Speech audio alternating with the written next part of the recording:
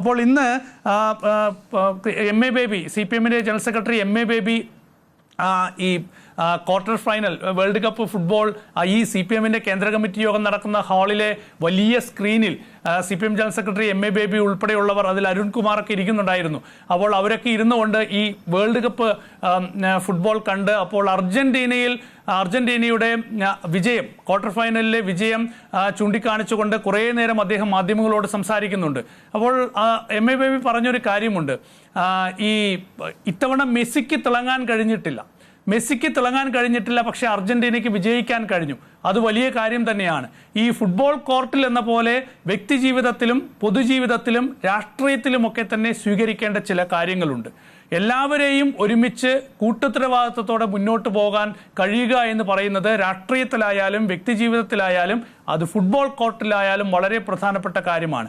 അപ്പോൾ ആ നിലയിൽ എം എ ബേബി ചില കാര്യങ്ങൾ ചൂണ്ടിക്കാണിക്കുന്നത് കേരളത്തിലെ അടക്കമുള്ള രാഷ്ട്രീയ സാഹചര്യങ്ങൾ ഉള്ളിൽ വെച്ചുകൊണ്ട് തന്നെയാണ് എന്ന കാര്യത്തിൽ യാതൊരു സംശയമില്ല. അദ്ദേഹം ഈ പ്രതികരണങ്ങളുടെ കാര്യത്തിലൊക്കെ തന്നെ കൃത്യമായ സന്ദേശം നൽകിയിട്ടുണ്ട്. അപ്പോൾ CPM കേന്ദ്ര നേതൃത്വത്തിന് ഈ വിഷയത്തിൽ ചില പദ്ധതികളുണ്ട്. അത് എങ്ങനെയായിരിക്കും കേരളത്തിൽ നടപ്പാക്കാൻ പോകുന്നത് എന്നത് ഞാൻ കൗതുകത്തോടെ ഉറ്റുനോക്കുകയാണ്. പക്ഷേ മാറിയേ മതിയാകൂ. അതല്ല എങ്കിൽ CPM-ന് കേരളത്തിൽ മാത്രമല്ല മറ്റെവിടെയും ഒരു ഭാവിയില്ലാത്ത രാഷ്ട്രീയ സാഹചര്യം ഉണ്ടാകും. പശ്ചിമ ബംഗാളിലും ത്രിപുരയിലുമൊക്കെ അധികാരം നഷ്ടപ്പെട്ട ശേഷം ഇതുവരെ ഇടതുപക്ഷത്തിന് അവിടെ തിരിഞ്ഞു നോക്കാൻ പറ്റിയിട്ട് പോലുമില്ല. കഴിഞ്ഞ തെരഞ്ഞെടുപ്പുകളിലൊന്നും തന്നെ ചെറിയ ചലനം പോലും ഉണ്ടാക്കാൻ കഴിഞ്ഞിട്ടില്ല ഇടതുപക്ഷ പാർട്ടികൾക്ക് ഈ രണ്ട് സംസ്ഥാനങ്ങളിൽ. കേരളത്തിൽ CPM-ന് ശക്തമായ വേരോട്ടമുണ്ട്, സംഘടനാ ശക്തിയുണ്ട്, 5 ലക്ഷത്തിലധികം മെമ്പർഷിപ്പുണ്ട്. ആ മെമ്പർഷിപ്പിന്റെ ഭാഗമായുള്ള വലിയ പാർട്ടി കുടുംബങ്ങളുണ്ട്, പാർട്ടി അനുഭാവികളുണ്ട്, പാർട്ടി സംഘങ്ങളുണ്ട്.